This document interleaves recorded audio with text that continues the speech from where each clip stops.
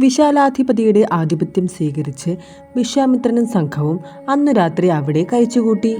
പിറ്റേന്ന് വിശ്വാമിത്രൻ സഹയാത്രികരുമായി മിഥിലയെ ലക്ഷ്യമാക്കി പ്രയാണം ആരംഭിച്ചു. ദീർഘദൂരം യാത്ര ചെയ്ത് മുനിവൃന്ദവും രാമലക്ഷ്മണന്മാരും മിഥില രാജ്യത്തിന്റെ അതിർത്തിയിലെത്തി. അതിർത്തി കടന്ന് കുറെ ഉള്ളിലേക്ക് ചെന്നപ്പോൾ അവിടെ അതിപുരാതനമെങ്കിലും അത്യന്തം രമണീയമായ ഒരു ആശ്രമ പരിസരം രാമലക്ഷ്മണന്മാരുടെ ശ്രദ്ധയെ ആകർഷിച്ചു.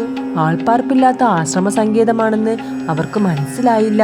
ശ്രീരാമൻ വിശ്വാമിത്രനോട് ചോദിച്ചു, ഗുരു, ഫലപുഷ്പ സമ്പന്നങ്ങളായ പാദപങ്ങളാൽ പരിശോഭിതവും തപസുഖ സാധകവും നിർജ്ജനവുമായ ഈ ആശ്രമം ആരുടേതാണ്? ഇവിടെ എത്തിയപ്പോൾ എനിക്ക് എന്തെന്നില്ലാത്ത ഹൃദയാനന്ദം അനുഭവപ്പെടുന്നു.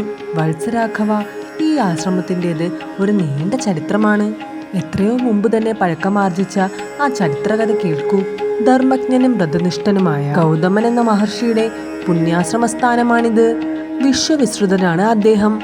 ഗൗതമ മഹർഷി ഒരിക്കൽ കഠോരമായ തപസ്സിലൂടെ വിഷ്ണുവിനെ ആരാധിക്കണമെന്ന് തീർച്ചയാക്കി. ആ തീരുമാനം ഈ സ്ഥാനത്ത് വച്ചാണ് അദ്ദേഹം നടപ്പിൽ വരുത്തിയത്. വിഷ്ണു വിഷയകമായ അദ്ദേഹത്തിന്റെ തപസ്സും ആരാധനയും ദ്വിമുഖമായിരുന്നു. അതായത് തപസ് ബ്രഹ്മാവിനെ ഉദ്ദേശിച്ചും ആരാധന അംബുജേക്ഷണനെ ഉദ്ദേശിച്ചുമായിരുന്നു. ഹംസവാഹനനായ അബ്ജയോനി, ക്ഷിപ്രപ്രസാദിയായ ചതുർമുഖൻ, ശുശ്രൂഷാ തൽപരയും ലോകൈക സുന്ദരിയുമായ ഒരു തരുണിയെ മഹർഷിക്കു ഭാര്യയായി കൊടുത്തു.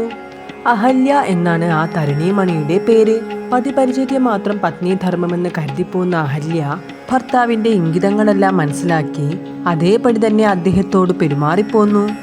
ഗൗതമൻ പത്നിയുടെ പരിചരണമേറ്റ് ചിരകാലം ഇവിടെ ഇരുന്ന് തപസ് ചെയ്തു. അഹല്യയുടെ അലൗകികമായ ലാവണ്യാതിശയവും അഴിയാത്ത യൗവനവും അമരാധിപനായ ഇന്ദ്രനെ ഹരം പിടിപ്പിച്ചുവത്രേ. ദിവ്യാംഗനയായ അഹല്യയുടെ അംഗലാവണ്യം ആരണ്യക ചന്ദ്രികയെപ്പോലെ ആർക്കും ആസ്വദിക്കാൻ പറ്റാതെ വ്യർത്ഥമായി തീർന്നതോർത്ത് ദേവേന്ദ്രന് അഹല്യയോട് അനുകമ്പ തോന്നി.